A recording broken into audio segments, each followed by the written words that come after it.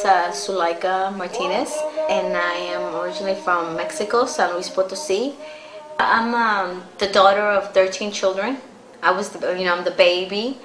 I had one brother and one sister that died at birth, so then it made it 11, but I'm still number 13.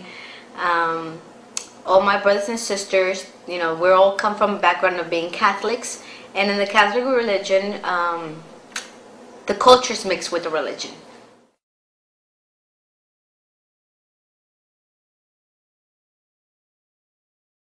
When I was in the Catholic religion, one of my thoughts was that I wanted to study nursing to go into missionary.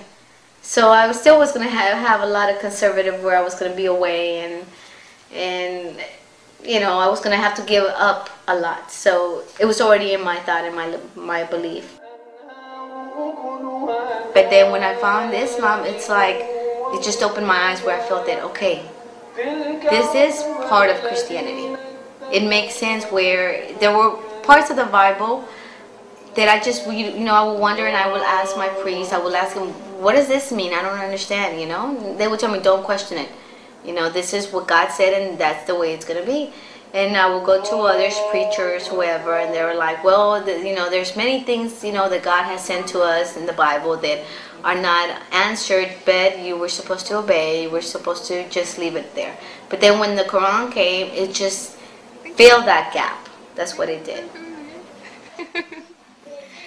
And even when I became a Muslim, at first my brothers were a little kind of nervous, because of course they were like, oh, you're going to marry this guy, he's going to beat you, blah, blah. But then they came to find out it wasn't like that. That I wasn't in the religion because of a man. I wasn't in a religion because I was not happy with, with my beliefs or my culture. But because I felt, they realized that this was between God and I. Dale. Papas y papas para mamá, las cremaditas para papá. Yay!